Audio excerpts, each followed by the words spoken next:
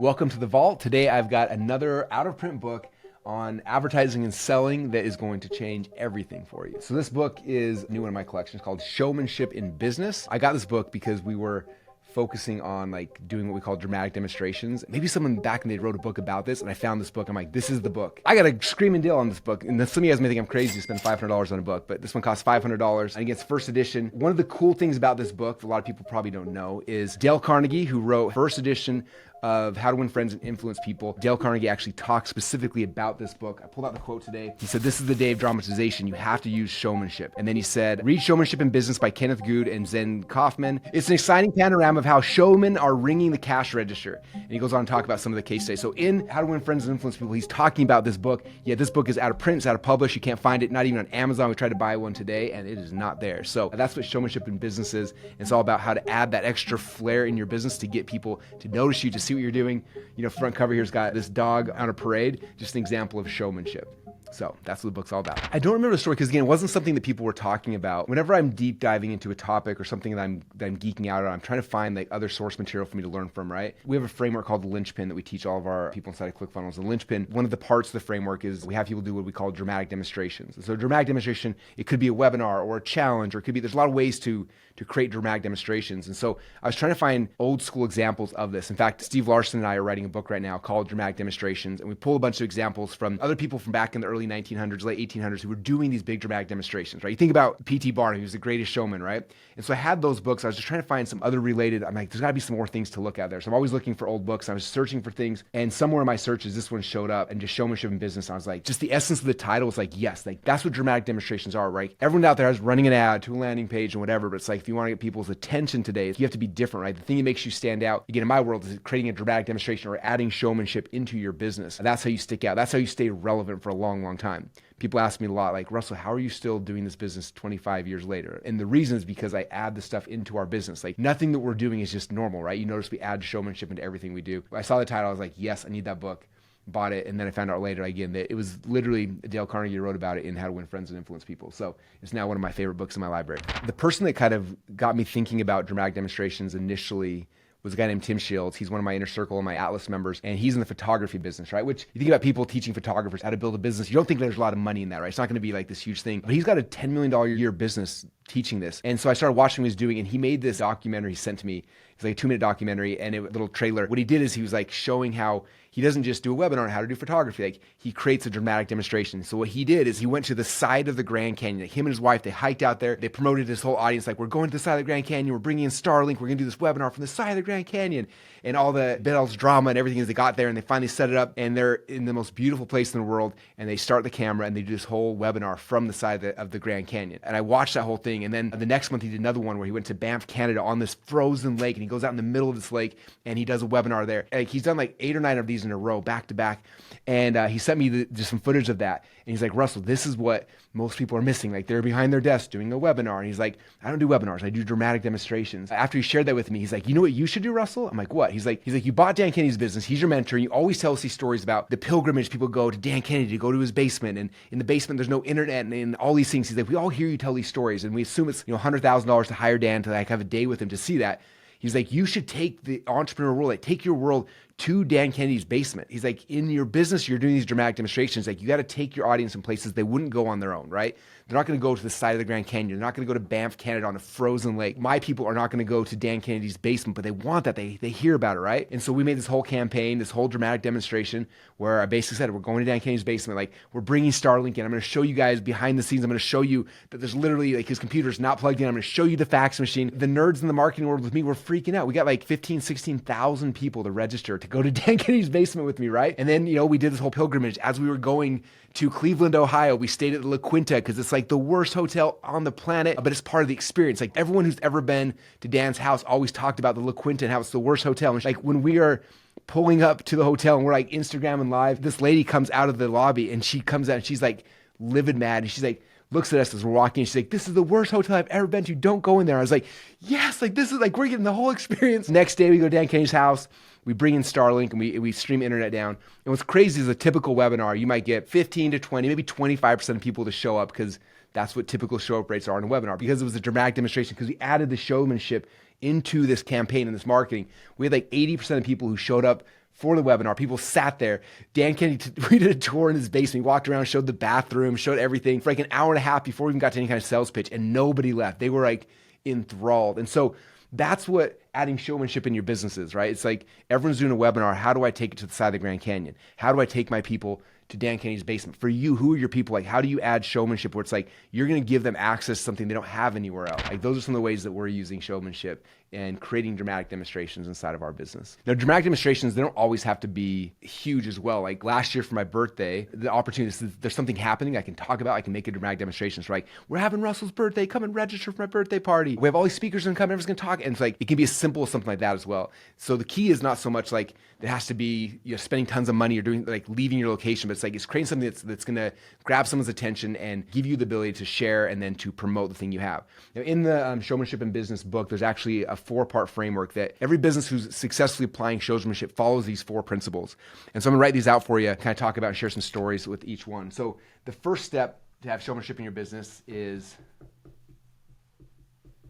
to attract. And this one is something in our world, a lot of times online we talk about like creating a hook. Something that's gonna grab someone's attention is the first key, right? How do you attract somebody's attention? So I always think about this, like if I was to go to the food court at the mall and there's like 400 people and they're eating and talking, if I was to stand up on a chair and yell something out, would it grab their attention? Would they ever stop and look at me, or would they be intrigued, or would they kind of like, and they walk away? So I always think about that. Like I gotta say something that's gonna get their attention, make them stop talking, like, oh, what's happening over here? That's what I'm always thinking through. In the book, he shares an example, because again, this book was written in 1936.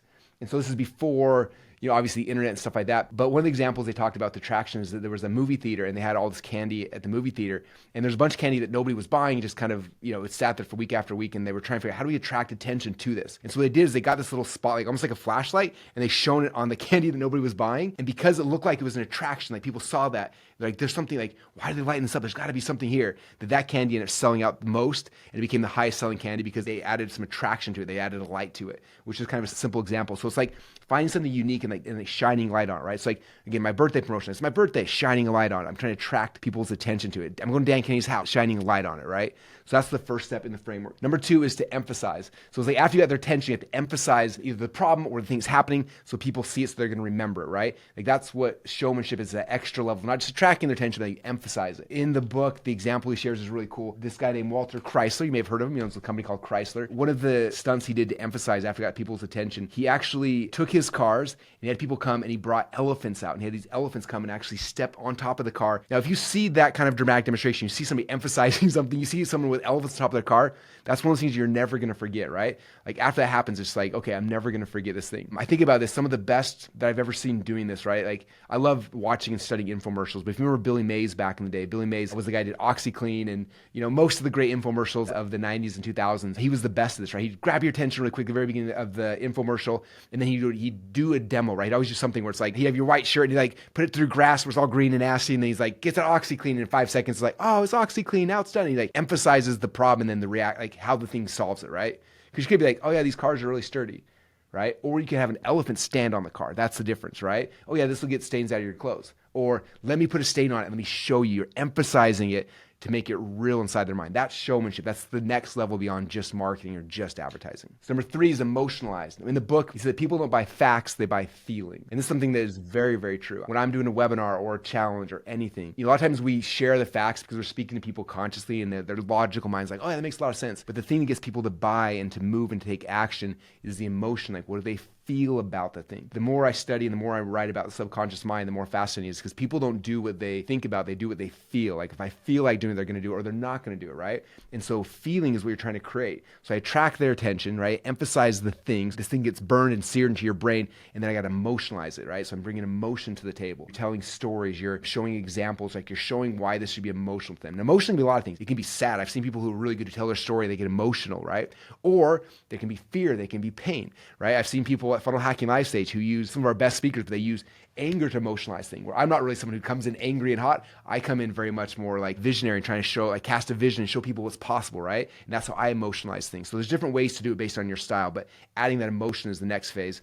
And then number 4, which is the last part of the framework here, is to create action, which for all of us, is like call to action. Tell them to do something. It says in the book, it says, all this theater means nothing unless you have action at the end. Doing a dramatic demonstration, showmanship, doing all these kind of things, you get their attention, you give them emotion, all that kind of stuff. If you don't have them do something, then it's all kind of for nothing. And so that's the framework from the book, is you're trying to figure out, like, for you specifically, like, how can I create a dramatic demonstration? Those are the things you're thinking through. Okay, what can I do that's going to attract their attention? Okay, after we get them, how do we emphasize this so it like gets seared into their brain?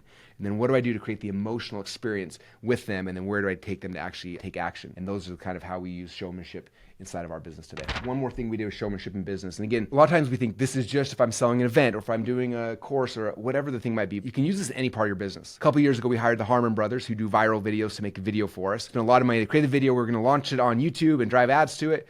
And then I was like, we got to do something bigger. Like, we need to make this dramatic demonstration. Like, how do we engage our audience, get people excited to make this more than just like us putting something out onto the internet, right? And so we created a whole campaign around it. And what we did, we rented out the Boise State football stadium. We went and got as many high-level influencers as possible to come to the stadium for this event. We hired Gary Vaynerchuk to come and be our keynote speaker. And then to top it all off, I was like, we need something that's really going to attract attention, emphasize what we're doing, emotionalize, and create action. We decided to do the largest bubble soccer game in the history of all time. And this was all to launch a YouTube video, right? It wasn't just posting online and just hoping for the best and maybe it goes viral. It's like, let's bring these people together and let's launch it together, make an experience and create a dramatic demonstration. And so it was cool because we had almost two different ways. There was the internal people who came, who had this experience, and all of them promoted it out to their followings and their lists, which helped this video to go viral.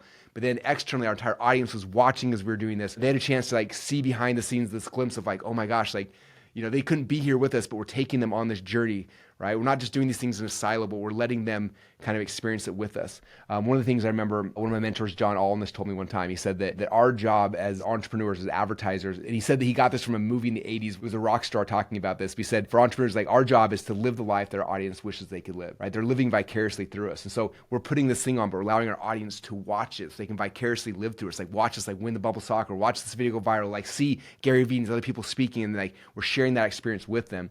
And just it takes the showmanship to the next level where that story and that message just keeps resonating and growing. Again, that was just to launch a YouTube video. So next time you're putting anything out there, if it could be as simple as a podcast, a YouTube video, or as big as a product launch, it's like figuring out how do you add showmanship into your business to get people talking, get people remembering you, creating emotion, and getting people to take action. If you want my notes from the Showmanship in Business book, I've got my notes. There's a link down below. You can go and get the notes for this entire book. Because right now it's not possible to find online. This is the only copy I was able to find, not even on Amazon. Go through my notes so you get the highlights from everything. You get some of the coolest quotes, examples, and case studies. They share tons of examples on all four of these things. Example after example after example. I think there's over 100 different examples inside this book for these different points that you can read through. And hopefully it'll spur some ideas on how you can use this inside of your business. I feel like nowadays people are lazy because we have Facebook and Instagram. The Facebook ad and think they're genius, right? Back then, like I think P.T. Barnum is like, I think he was the front runner of all this showmanship. Like imagine there's no TV, there's radio, but who knows? How do you get people to show up to a circus or to a museum or to whatever? Like they had to become masters at showmanship. And we've forgotten the art of this. If you go back and you study the art of it and you weave that into what we're doing now with the amplification we have of the internet, it changes the game for everybody. So it's interesting, the lost lessons, but what they had to do. I think about this with us, like when I got started 20 years ago, like it was before Facebook, before MySpace, like back when Friendster was the social network, I couldn't buy ads. So we had to do all sorts of weird stuff. Like we were making up stuff to try to get people to like find us on the internet, right? Like we were doing all sorts of crazy things back then that were just fascinating, but we had to. And now it's like everyone's defaulted to just the one thing, I run some ads, or whatever. It's like no one even remembers like all the things we had to do to get attention back in the day. And so for us in our business, a lot of people ask why we're still around 20 years later. It's like, because I weave these elements into the campaigns, right? We're using the media to like amplify it, but we're still doing the things that got us attention back before we had the media. Before these guys had the internet, they were doing this stuff to get attention. And so you can learn so much from these things and apply them to your business today, and it just changes everything.